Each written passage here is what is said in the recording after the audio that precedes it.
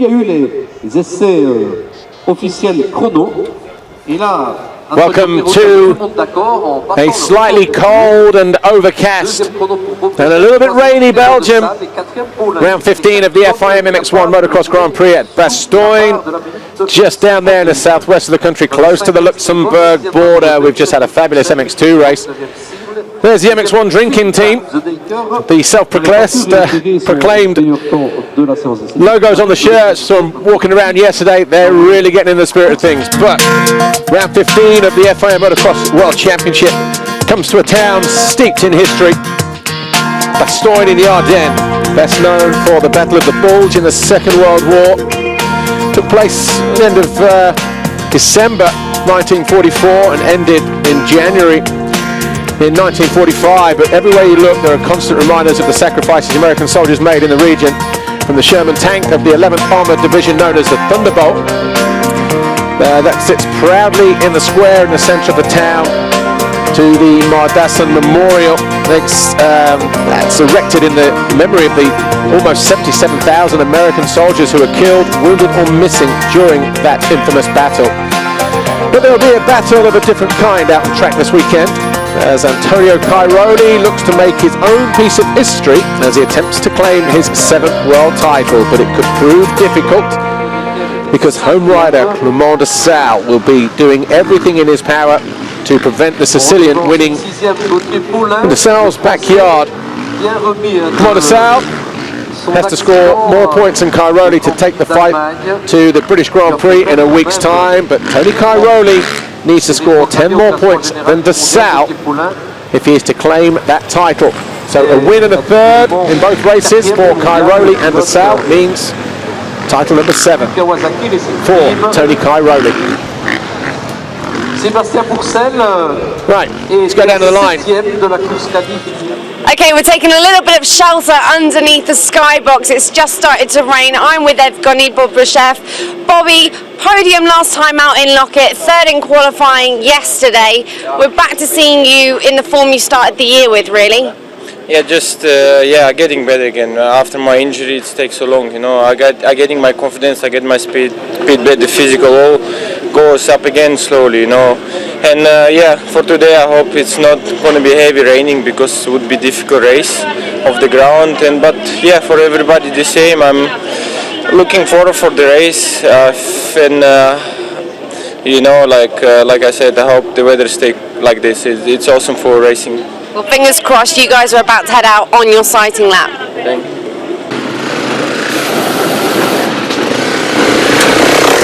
Yeah, and in a moment, we'll be catching up with the Rockstar Energy Suzuki World MX1 team.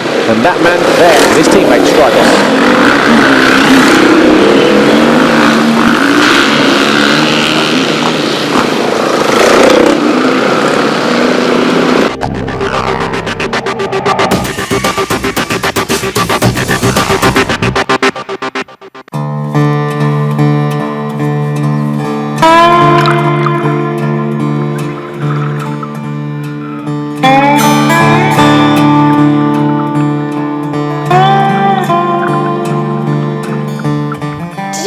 Maybe perhaps that 2 years ago your kind of best years were behind you?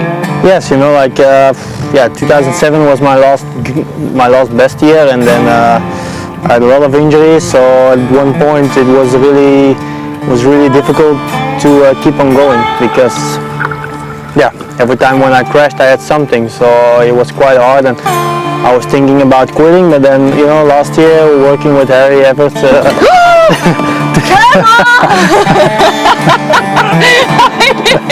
And this year, you're arguably taking some of the best results, well, equally as good results as your best years.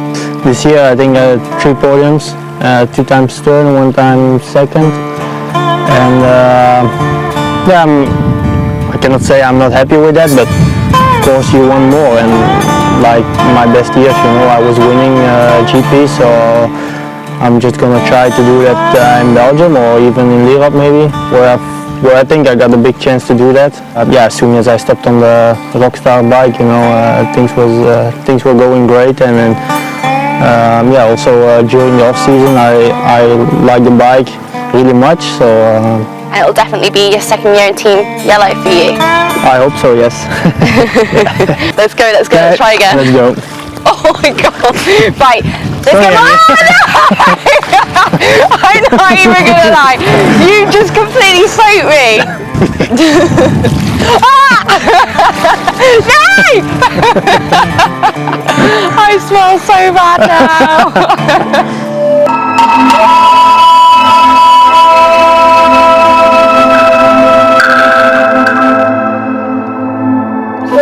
What's Clement like outside at the paddock?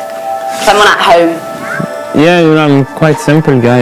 I don't need a lot to be happy. I just like to be close with my family, enjoy the good time and the time of practicing also, because it's a part of my life. And what kind of things do you get up to outside the races? Like what activities? Or I know you've got 2 goats now. yeah, I really like animals, and yet when it was good, my neighbor that to one like that, and I was speaking with my girlfriend that I want to goat, and yeah, they are still baby. It's cool. I still have to give them food. How would you describe your style compared to the other riders? Oh, it's difficult, but often I hear like I'm looking like I'm not full gas or something, but in my helmet I'm quite fast, for me. This is true, because from the outside it looks effortless. Even if it's like you're riding your own race, you found your own rhythm. Yeah, and sometimes it's not looking like I'm fast, but for me it's fast, Potentially, an MX1 world champion could be crowned at your home event. How do you feel about that?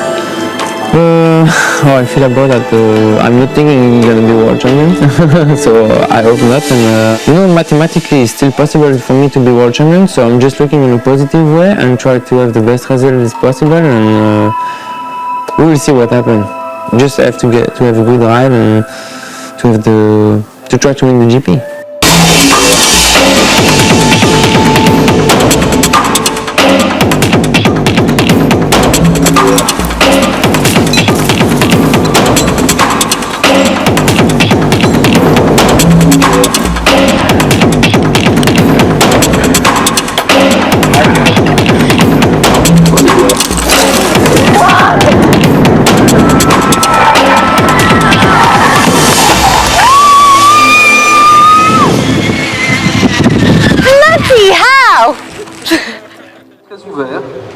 Même si, je vous le rappelle, Antonio Cheroli a frappé très très fort hier en montrant qu'il dominait vraiment son sujet.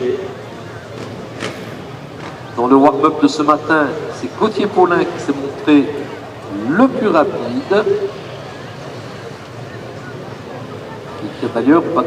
Tony Cairoli will start from pole position for the 5th time this season on the Red Bull KTM. Commander Sal was second in the qualifying race, ahead of Evgeny Bobashev on the Honda World Motocross machine. Then it was Jeremy Van Hoorbeek, Kawasaki, Kenda Dijker, Gauthier Paulin, back from injury after Germany, remember.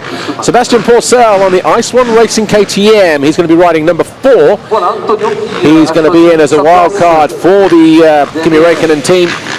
Then David Philippart's Garibaldi Honda, Kevin Strybos, Rockstar Energy Suzuki, and Mattis Caro on the STR KTM, who took his best qualifying of the season so far as we look at Tony Cairoli. He needs to score 10 points more than Clement de Sal this weekend in both races if he's to take his 7th world title. The 15-second board is up, the music is up, the crowd are on their feet, the photographers in position as well. As the gate is about to drop here, Clement de Sal riding his home Grand Prix. He's from this region of the country. Jeremy Van Hoorbeek, 89, looking for a good start. But look at the reaction from Tony Cairoli. He gets a good drag, but so too do the Suzukis of de Sal and Strybos. And they are there in 2nd and 3rd place, with Paulin in 4th on the green Kawasaki. And I think it might even be the number 4, Sebastian Pourcel in around 5th, or maybe even Kenda Dijker as we look at it from that position. Some riders jumping in. Bobashev looks to have got a good start as well. Soon tell us just here. Cairoli doubling his way into turn 4 from Clement de Sal. Gauthier Paulin, who tried to dive up the inside. Strybos 4th, Bobashev 5th. And then we've got Barragan on the STR KTM, look, number 7. then Bobryshev, Philipparts, Porcel around the outside, then Kenderdijker, then Milko Podolzek, it looked like as he went through there, the 132 on the Monster Energy Yamaha. But trying to make a break for it at the front already. Antonio Cairoli on the Red Bull KTM, he knows exactly what he's got to do here. Scored 10 points more than Clement de Sal. A first and a second for both guys wouldn't be enough for Cairoli, but a first and 2 thirds for Cairoli and de Sal would mean the title goes back to Sicily. Crowd trying to make a lot of noise as Bobryshev on the charge into 4th place at the inside of Kevin Strybos, who tries to respond immediately. Tommy Searle, where's he? Nowhere inside the top 20. In fact, there he is in 20th position. So a problem for Tommy Searle right at the start. I was about to say, I could see maybe Bobryshev or Tommy Searle getting in the way of things this weekend. But of course, with Cairoli and de Sal making the best possible start here in Moto number 1, they're going to have to do it the hard way, come through for the field. But Gauthier Paulin, not sure what he's got in the tank. First race back. But he's going to be looking to do all he can. But we've got Tony Cairoli leading the way at the moment as he drops down into turn 1. The Rockstar Energy Suzuki, the Belgian. Clement de Sal, number 25 there in 2nd position. Paulin about 3 seconds further back. He's in 3rd place on that factory Kawasaki. Not raining at the moment, but it is breezy and it could blow in from anywhere. Cairoli doubles his way in to that turn 3. Here's de Sal. Doesn't want to blow a gasket too early in the race, but he knows that he can't afford to let Tony Cairoli go too far ahead either. First 3 riders there. Gauthier Paulin, who was 6th in the qualifying race yesterday, probably just doing enough to get through. Be interesting to see as this race goes on how much pressure he can apply to de Sal and Cairoli. Bobryshev there in the background in 4th in red. Then it's Kevin Strybos, then Kenderdijker in 6th, Barrigan 7, Sebastian Porcel is 8th, Philipparts is 9, Sean Simpson 10, Milko Podolzek 11, then it's Heron Bracker in 12th, Van Hoorbeek 13th, Roulants 14th, who didn't finish the qualifying race yesterday, Tano Leop 15th, Mattis Caro, Tommy Searle, Nick Triest, Arnold Wouters and Ludwig Soderberg on the Ice One KTM. Then behind them we've got Mikola Pashinsky, Jeffrey de Wolf, August Just, Steve Sernval and Larry Lettler. But the noise just starting to build up here at Bastogne in Belgium. Kevin Strybos in 5th, but he's got the hard charging number 9 fellow countryman behind him, Kenderdijker on the Red Bull KTM, looking to find a way through as well, because of course he'll want to do all he can to help his teammate Cairoli. Cairoli wins and you get the Dijker in there both times in 2nd, for instance, then de Sal 2 times 3rd, and Cairoli knows the title's his. Kenderdijker will know that he's his. They would have talked him through all of the possibilities. Cairoli can't do any more than he's doing now though. He's up front, but de Sal, is he about to pull the pin here and go after the Sicilian? It was a pretty static qualifying race yesterday. No one really sort of showing their cards too soon, knowing that the race is today, of course. Whoa, mistake there from Cairoli. Went a little bit too high and wide in the turn. Didn't quite get it turned decent enough, and that's allowed de Sal to get right onto the rear wheel of Cairoli. Cairoli, 17 race wins so far this year. Has obviously been the dominant figure. 9 overall victories as well, compared to de Sal's 2. He won the last round in the Czech Republic and the opening round in Qatar. And here he is, stalking his prey. Antonio Cairoli doesn't have to beat him, but he would make his job a little bit easier. Certainly have a good chance of taking it to Matchley Basin, the British Grand Prix in a week's time, just outside of Winchester. If he could find a way past the Sicilian. There's Bobryshev. He looked good yesterday in qualifying. He's looking good now in 4th as well, but so is this guy, number 9, Kenderdijker. Red Bull KTM. He's in 6th position at the moment, going after the 2nd of the Rockstar Energy Suzuki's, Kevin Strybos.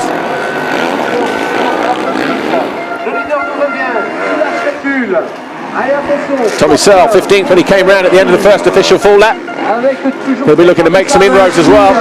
Had a good GP here last year in MX2 when he went 2nd first to win the event from Jeffrey Hurlings. Big panic rev moment there, just somebody coming over the finish line as we look at Gauthier Paulin from the drone. As he heads down towards turn 2 here. Bobryshev, 7.77. Looked good yesterday, as we've already said, but here's Strybos. Where's the Dijker? There he is. He went wide down pit lane and squared off the corner, got up nice and tight to the inside. Singling through here. Very difficult to land and stop, make the inside there. Unless you take it single like that. Tassel was the fastest man on track though that time around, a 1:51.889. So only 1/10 quicker than Tony Cairoli. The gap 1.1 as they came through. Gauthier Paulin still there, but look at this here. The two giants of MX1, Tony Cairoli and Clément Tassel.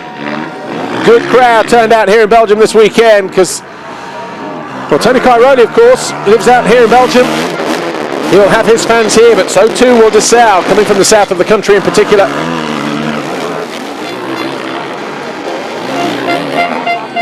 Now Cairoli's knee is as well. So tweak that left knee at Maggiora.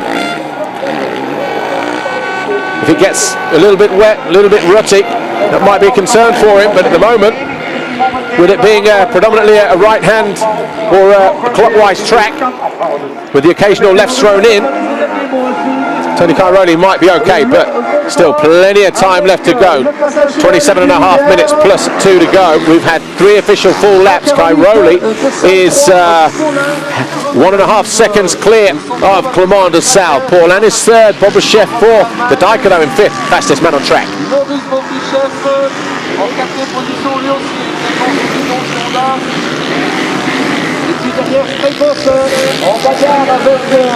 And Kenny Dijker looking to square off Kevin Strybos at every given opportunity, particularly here. Look, he did that last time around to good effect, and he's all over the back of the yellow Suzuki.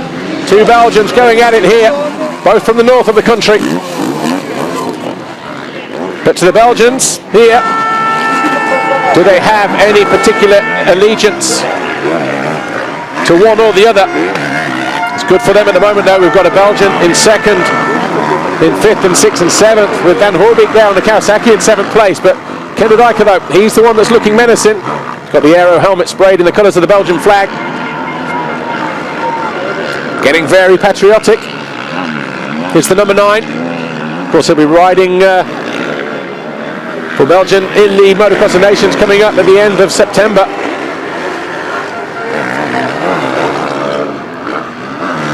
We just saw Mathis Caro down in 17th a moment ago, number 91, as the Dijker getting a little bit loose over the jump there.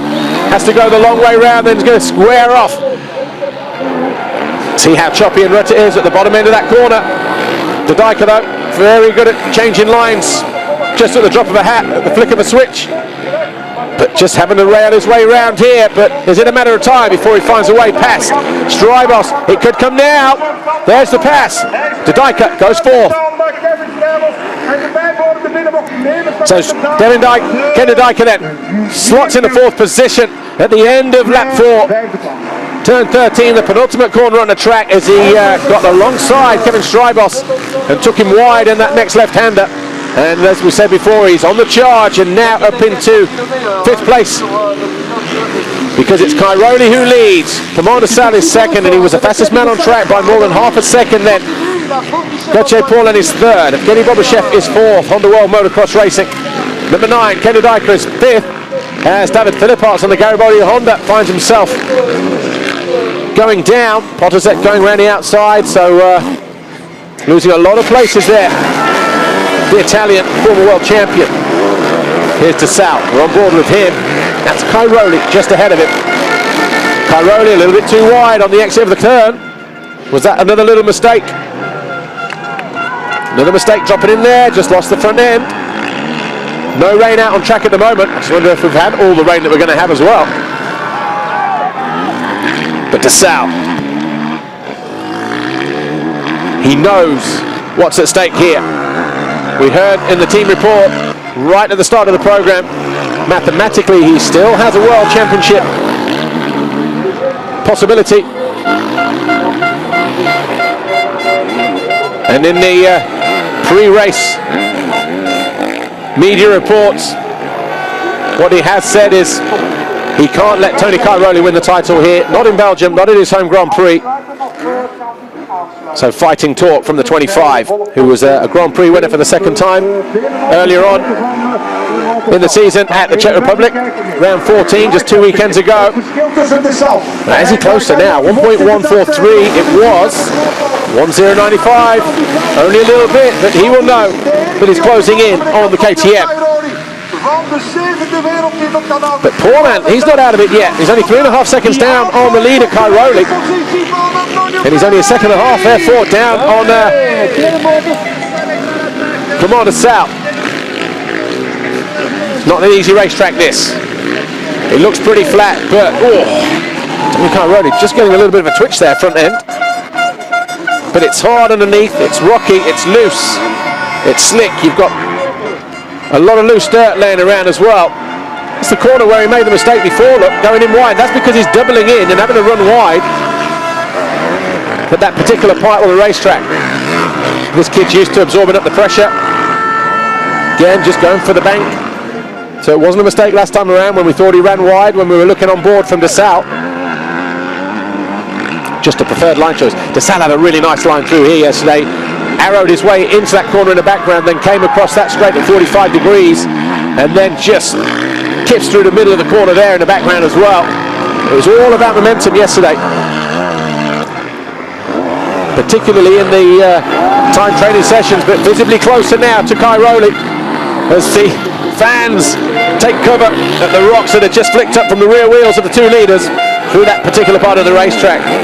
First four guys are only separated by 5 seconds. Good atmosphere out there on track at the moment. And Dessau really is a kind of game of chess, if you like, between these two.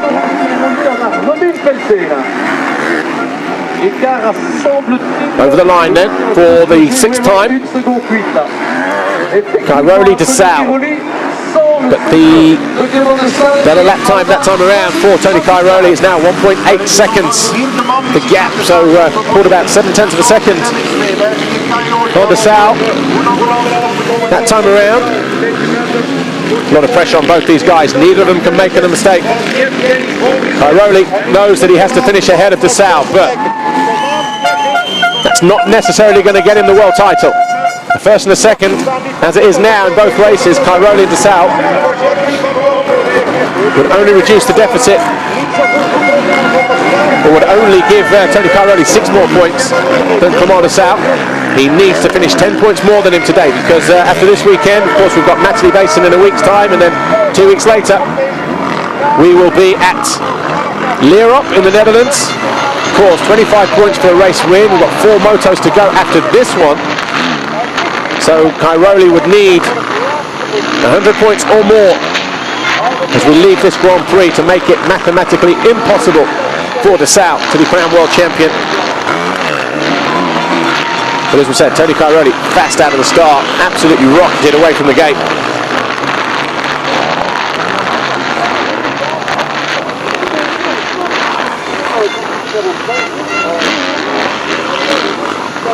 Looking at the lines, how deep some of those are. You can't see exactly the true nature of the circuit, but obviously got a live link to the GoPro on the top of Cairoli's helmet. 1.8 seconds the gap last time around at the end of lap 5. At the end of lap 6, has it come down again? Only a couple of tenths. So Cairoli just doing enough to stay there. Doesn't have to do any more than he's doing. He doesn't have to win it by half a lap or 30 odd seconds. But he is pushing hard. You can see from the body language how hard he's working. And Dessau, if he could find a way through now, he would have done it already.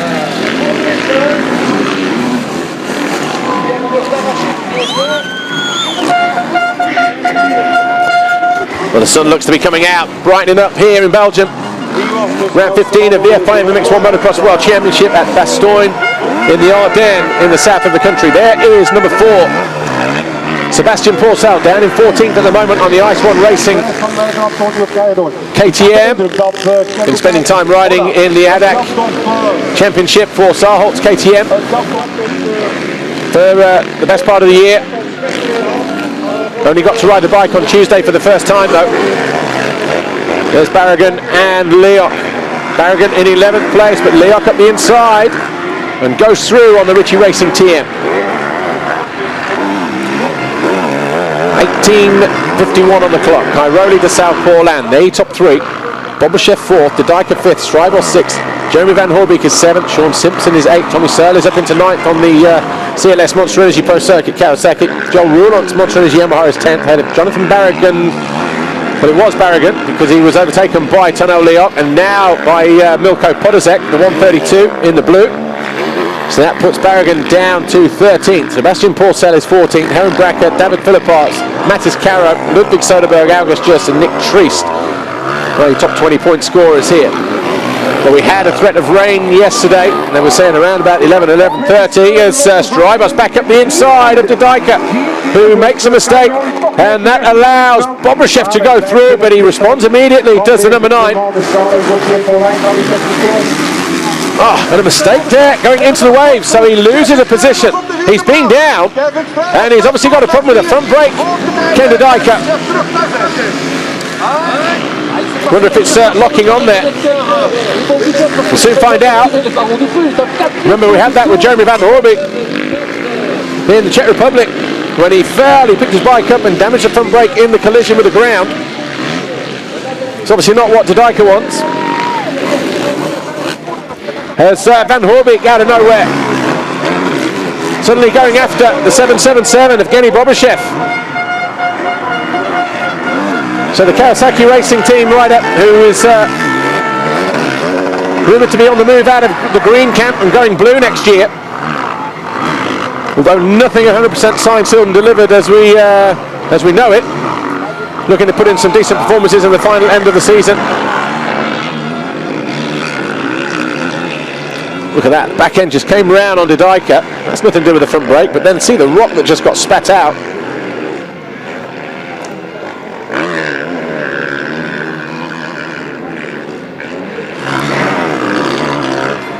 Wonder if he went down though, or connected with something, but there's Strijbos, there's Bobryshev, they're 4th, 5th. Van Hoorbeek in 6th, just behind him on the green Kawasaki. 7th in the background. Actually, De Dijker is in 7th place now, Van Hoorbeek in 6th. As the Honda boys look on, Bobryshev closer to 100% now than he's probably ever been in the season, since coming back from Qatar, Thailand at least. Good performance from Gauthier Paul-Land at the moment. No one knew exactly if he'd be ready to ride this weekend,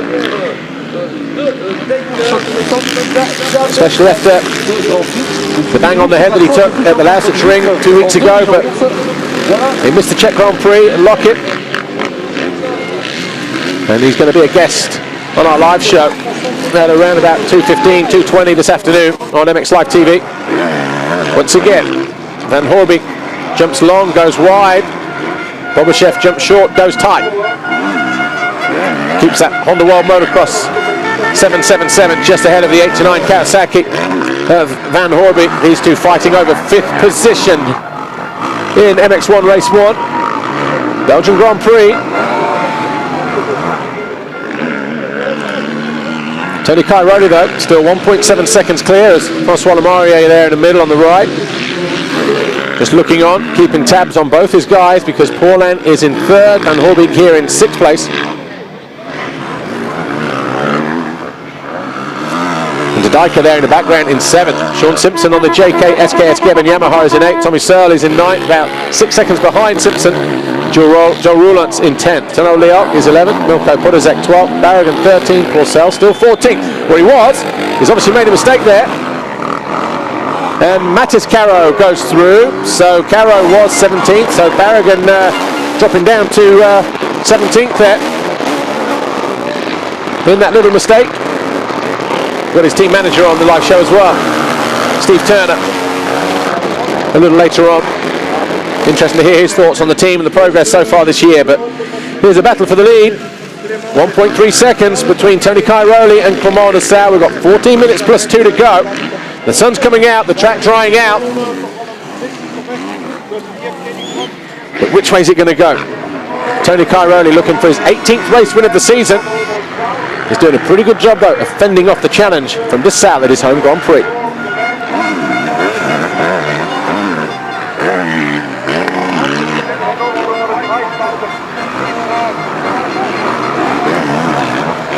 As it's drying out, you can see the rocks starting to break their way to the surface.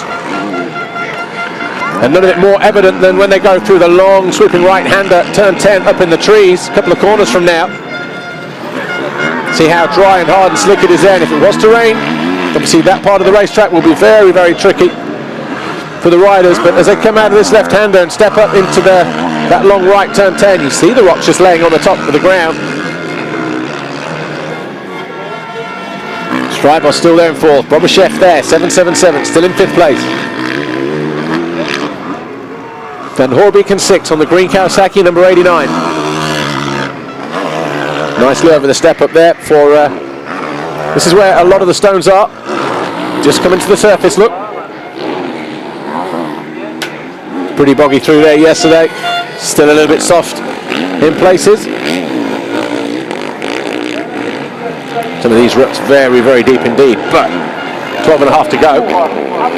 Strybos just knocking on the door for a podium, but not close enough to Gauthier Paulin to challenge, because Paulin over the line already. Bo Rasmussen about to put out the board to Kevin Strybos, who's 18 seconds off the lead at the moment, but he is doing a good job in fourth place.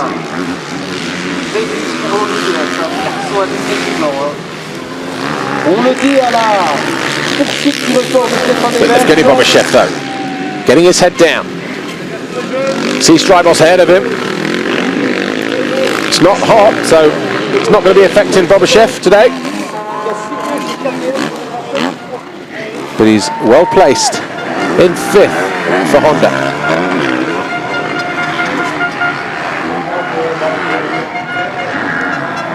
11.5 minutes plus 2 to go. We're on board with Clement Nassau. He's 1.5 seconds down on Tony Cairoli. That's him there just ahead over the tabletop, bottom end of the circuit, getting ready to go through turn 9, over the little step up and into the long right-hander that is turn 10. Loose, rocky, slick, a little bit off cambered, bumpy, rutty at the bottom, everything on it that corner.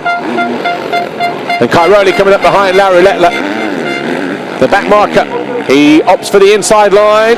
Lettler doesn't know that Cairoli is there yet, who's in his own little battle outside of the points. Cairoli gets to the inside and finds a way through. Might have been Jeffrey de Wolf that he found a way through as well as he goes through the wave section, but the gap a second and 400ths of a second. So Cairoli then, with 10.5 minutes to go, once again finds himself being pushed hard. Mark Verpalen puts out the board. You are good. To Clement Nassau. 2:28.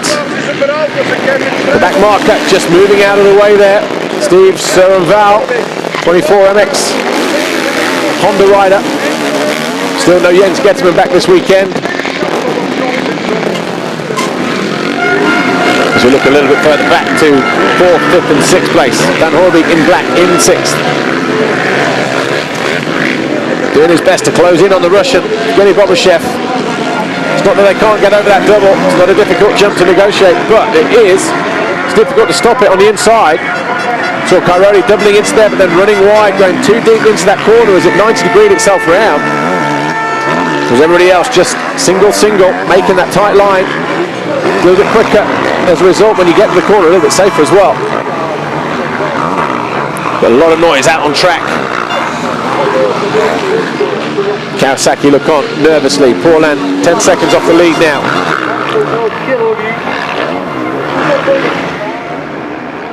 But Van Horby finds a way past Bobryshev. He can knock on the door at Kevin Strybos's house.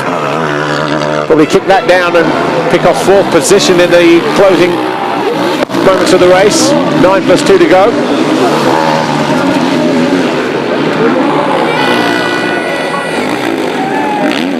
Very tight though, this battle for 4th place. Strybos 22 on the Rockstar Energy Suzuki, the 777 Honda World Motocross Honda of Evgeny Bobryshev, the 89 factory Kawasaki of Jeremy Van Orby.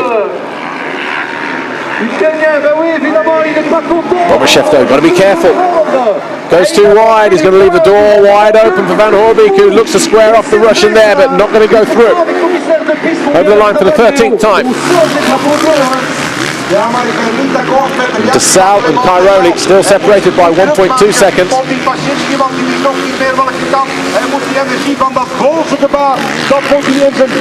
Horby staying out of the dirt, just turning a little bit tighter. There's number 9, Kenny Dyker, looking to close in as well. He lost the toe initially, but he's obviously sorted out those problems with the front brake.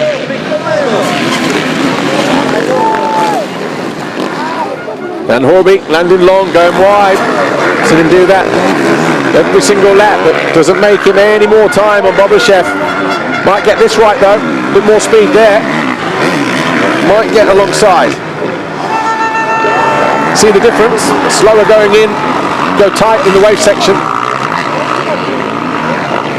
Oh, big rock coming up off the rear wheel of Bobrishev's Honda. That's why you see these guys wearing the hand guards, just to protect their hands for that reason. Dyker though, putting on a bit of a charge. Bobryshev just landing wide of the ruts there, entry to turn 9. Looking for different lines the whole time. Cairoli sets the fastest second sector on the track, which is the, when you see the track map, that's the green zone. So the midpoint coming into this corner now. Sets the fastest lap of the race now as well, Cairoli.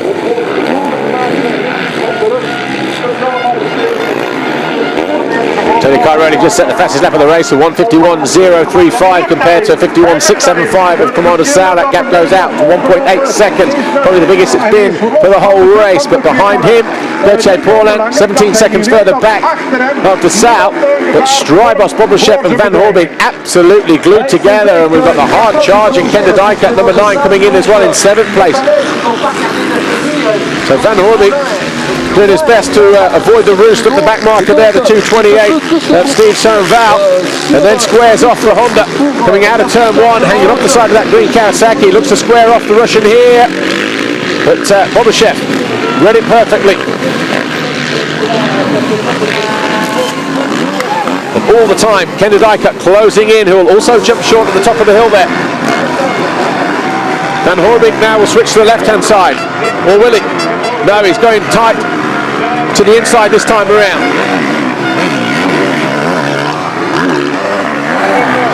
Larry Lettler, the 2:27. Back marker outside of the points in 22nd place. We'll be aware of this battle just behind him. Or he should be. 2:77.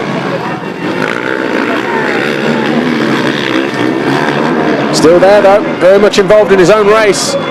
As Strybos comes charging up the inside, and then Bobryshev.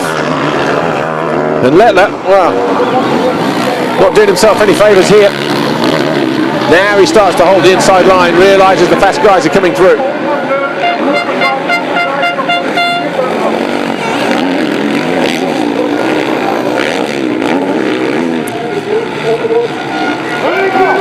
Kevin Strybos, 5 minutes plus 2. He's pretty much had to weather this storm for much of the race with Bobryshev and previously De Dyker and Van Horbeek breathing down his neck, but De Dyker coming back on the rear wheel. But Jeremy Van Horbeek, it's been a tough race for the big Belgian.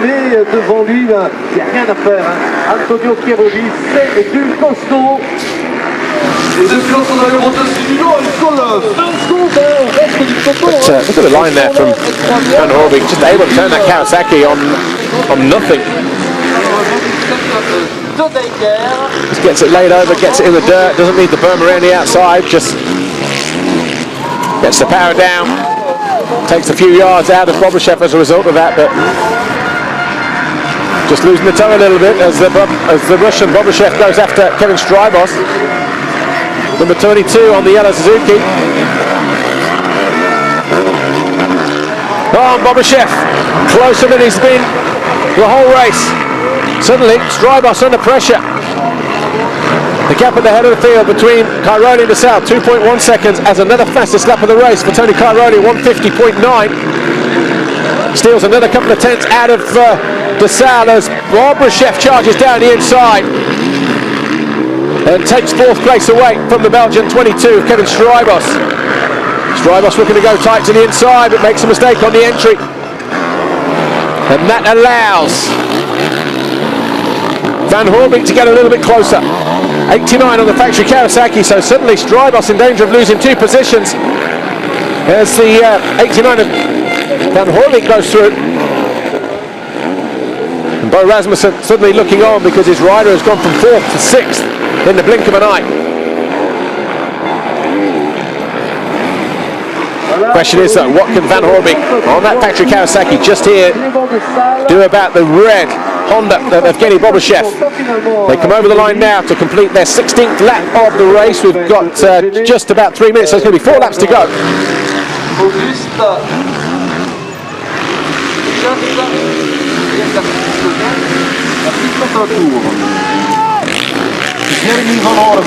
Here's DeSalle. Cairoli just ahead of him. That gap back down to 1.3 seconds. So DeSalle really working hard to keep Cairoli in his sights, just to give himself still the possibility mathematically of taking the title chase to Matthew Basin in a week's time. The Big Soderberg, Ice One Racing KTM, between the race leader here, Cairoli, and the yellow Suzuki of Clement DeSalle, 25. Not sure if he knows that DeSalle is going to be charging through or not. You'd think from the reaction of the fans. There we go. Now he looks back.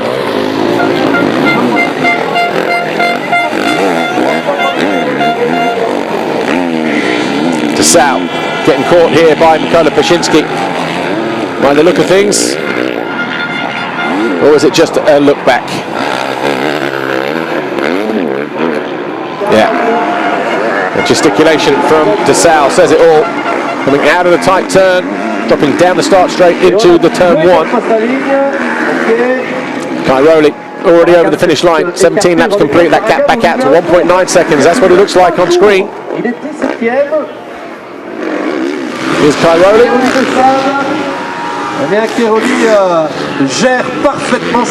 DeSalle being urged on. Hooks a gear. Nice and early.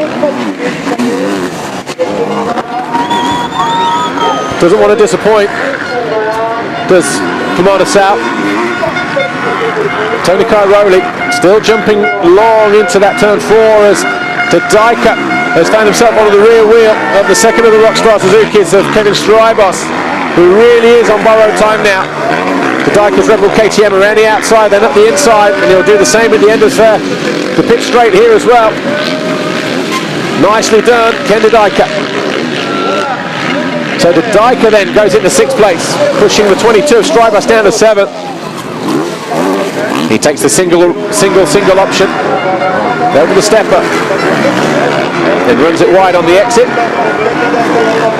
And he's still got Van Horbig and Bobryshev just ahead of him. So the Russian Bobryshev only 5 seconds down on Gauthier Paulin in 4th place for Honda World Motocross. Still doing a very, very good job in holding off the challenge of the Kawasaki Racing team rider, Jeremy Van Horbig. Coming out of turn 12. And he's closer again. Clement DeSalle really getting the crowd on his side now. They're sensing the moment. He goes to the inside. Needs to get off of here early. Is he going to rail the berm? Oh, Cairoli makes a mistake as well out of the final turn. Over the line they go. Is it less than a second, this gap? 1.1 it is. but not good through the waves there for Clément de Sal. Cairoli makes another mistake coming out of that final turn, but gets on the gas, gets good drive, and it was de Sal who got hung up in the end coming out of that turn. The place is lighting up here now. Quite literally as the sun comes out. But the noise, the atmosphere, the tempo. There's the Radson triple. Cairoli tripling his way, then doubling. And de Sal still continues to double. Takes the wide outside line. Gives you an idea of the circuit layout here. That's turn 4 through the waves. The Belgian fans really showing their support vocally to de Sal. Takes the tight inside line. Cairoli was fastest in the first sector, 35.5 compared to a 36.4. So this second sector will be the interesting one though when that comes up, as Van Horbeke going through. Still not found a way past Bobachev. Might make a way through here though. Bobachev making him work very, very hard. Yeah, look, personal best sector for de Sal, 34.772 compared to the 35.4. So pulling the time back. There's Van Horbeke looking desperate now. Oh, back end just pitching out sideways right when he didn't want it to. Bobachev's really going to have to dig deep here if he's to hold on to that 4th place.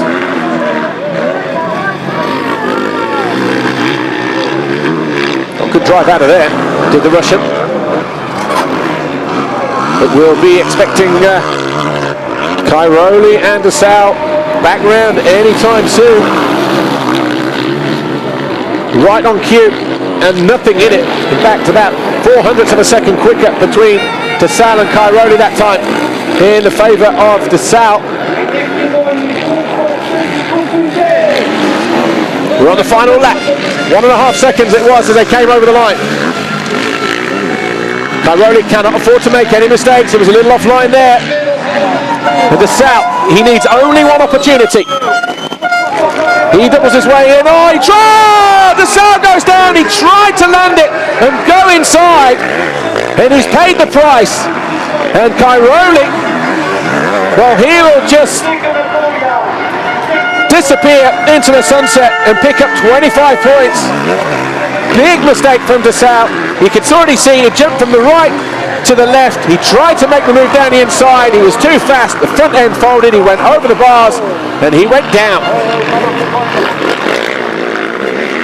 So de Sal throwing away the golden opportunity to pick up 25 points in Moto number 1. Tony Cairoli will know as well that the challenge has gone. He will relax on this final lap. A couple of Italian fans in there just supporting Cairoli, but the rest of the noise was for Clément de Sal. They're still there, cheering away in the background, but he takes a long look over his shoulder, does Cairoli. He knows the job is done here in Moto number 1. And from a psychological point of view, that's advantage Tony Cairoli as we go into the second moto. Out of the final turn then, Tony Cairoli, Red Bull KTM, takes the finish line. He wins race 1 here. De Sal will come over the line in second. He will be bitterly disappointed with that mistake. Congratulates Clément de Sal, who sportingly reciprocates the gesture. But the championship's still not decided yet. So Cairoli wins then, de Sal second. We wait for Paulin to come over the line. He should be third, and is so.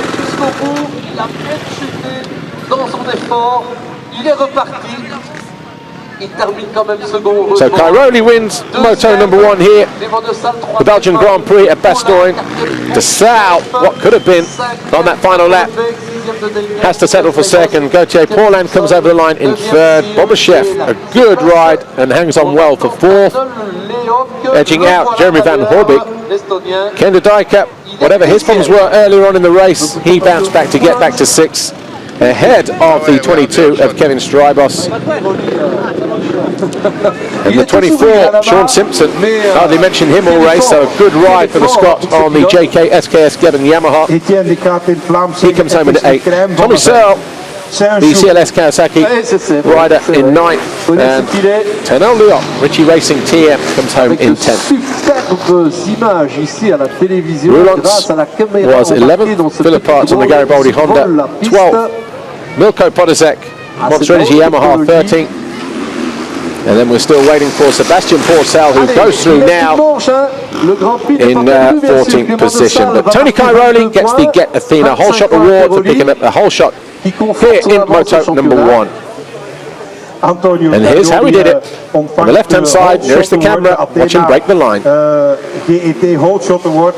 En die kan hij gebruiken, want die heeft afgelopen week voor het autootje van zijn vrouw 4 nieuwe velgen gekocht. Dus die kan hij goed gebruiken. Heeft ze moeten betalen, maar goed. De eindstand, dames en heren, van die eerste reeks. 1 Antonio Cairoli, 2 Clément de Salle, 3 Gauthier Paulin. 4 Evgeny Bobryshev. Hij klopt een extreme stagiaire. Just another replay of Antonio Cairoli getting the Get Athena Whole Shot Award. Had the ground cam before, but that was it. He broke the line. De Salle was all over his case, and that's how it was for the whole moto until De Salle threw it away on the final lap. Picked himself up in second though, but could have been 25 points if there was an opportunity elsewhere around the final lap, but in the end it was 22 points for the Belgian. Still on course for winning the Grand Prix though, of course. We'd love to do that first and foremost, because that means then he's still got a mathematical chance of winning the championship in the next 2 rounds, but looking more and more likely Cairoli to pick up a 7th world title. Bonheur devant nous pour pouvoir se restaurer, se rafraîchir. On a de la chance avec le temps. Bon, on va croiser les dents. On va pas trop le dire, mais vous savez, on a des coups de fil pour avoir des informations d'ailleurs. Dans la vallée Mosane, il paraît que c'est l'apocalypse. Hein. C'est la drache nationale là-bas entre Namur et Dinan. On board, Tony Cairoli, electric out of the gate. Took a quick look over to his left and then another one just to be sure. Arrowed his way in, 45 degrees. Dropped into the turn. There was the Get Athena Whole Shot line there. And from there he was never headed, Tony Cairoli. He withstood the pressure from Clément de Salle. And we're getting ready to go down to speak to our race winner now. Here he is with Amy. Tony, you knew at the start of this race that Clément will be looking to do all he can to stop you taking the title here this weekend, so I guess a good jump out of the gate was really important. Yeah, I know Clément was really motivated in this track, his home track, and I had to get 10 points on him. Now we only get 3, so yeah, it's difficult, you know, he's very tough on this track, and I will do my best to win both races. That's my goal, and let's see what happens on the second race, and otherwise we wait next week. Well, a good performance for you in that first race. Yeah, looks pretty relaxed, doesn't he, Tony Cairoli? He knows exactly what he's got to do. He's taken 3 points, he needs another 7 more than De Salle if he's to win it here today.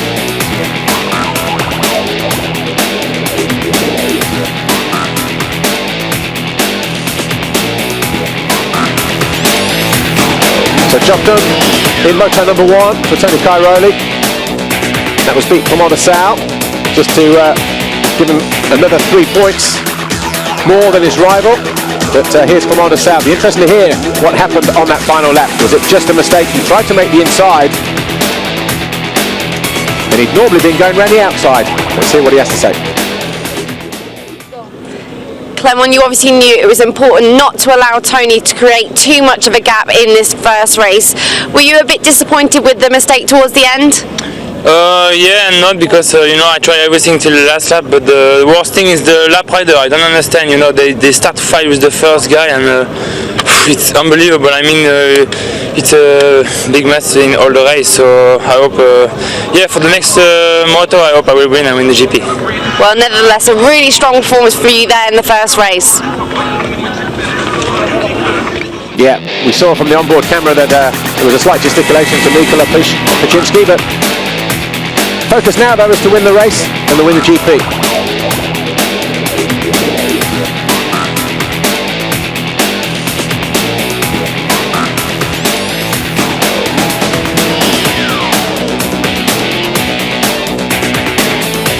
see how hard Clement Dessalles was working, but he finished second.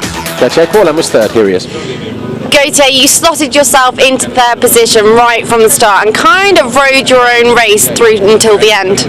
Yeah, I mean, when you had a big crash like this, I mean, I know what I can do, but it was hard to say, okay, it's race time, and for 35 minutes the concentration will be okay. So I had a good speed, and then at one stage I was a bit like flying, so I was like concentrated on myself, on my riding, and I was just behind Antonio. I was just after Clement, and then there was a big gap behind me, so then I rode only my race to understand again how was my feeling and everything, you know, ride the track and make it every lap same lap. And actually it went well, you know, to came back after a week of hospital and 2 or 3 weeks no ride, just do third. I really want to thank all the people around me, and looking for second moto to be strong, and hopefully it's gonna go good. I still have a bit pain on the leg, but still everything is going together now, and hopefully I do a good race again. Best of luck for second race. Smart ride in the end for Gauthier Paulin. He knew that he probably couldn't challenge from a concentration point of view more than anything else. Been off the bike nearly 3 weeks, so to bring it home in third, pick up decent points, it's not a bad job for the Frenchman.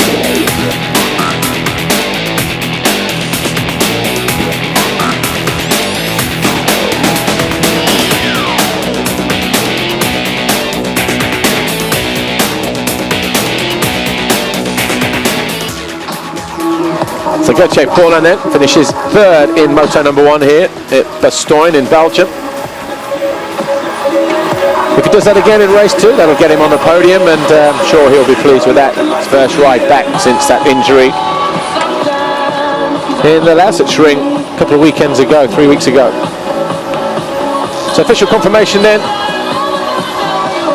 The results in race 1, Tony Cairoli just edging out Clement Dessalles. But the championship means that he's gained 3 more points over his rival. 7 more than Dessalles in moto number 2 means the championship is Cairoli's, but fighting talk from Clement Dessalles. If he wins the race, he wins the GP, they're back to 90 points gap. And that takes the title race down to Matthew Basin in a week's time.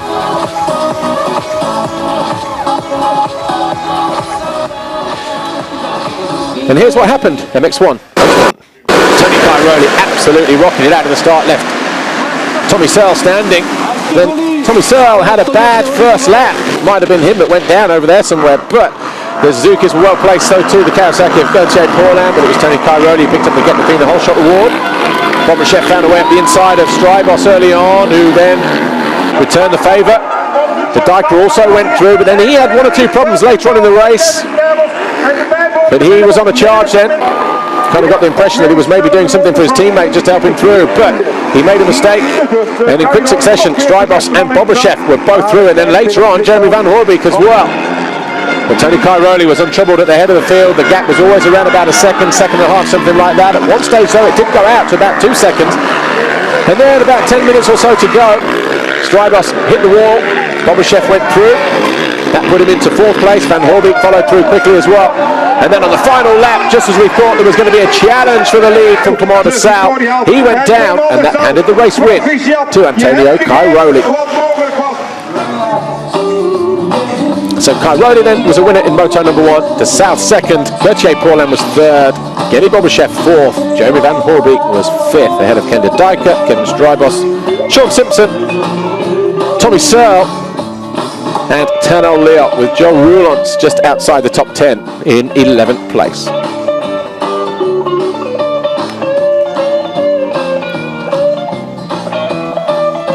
So Cairoli then takes 3 more points away from Clement Dessalles, and he will be looking forward to race 2. Has a chance of winning the Grand Prix, but so too does Clement Dessalles. Can't wait for race 2, can you?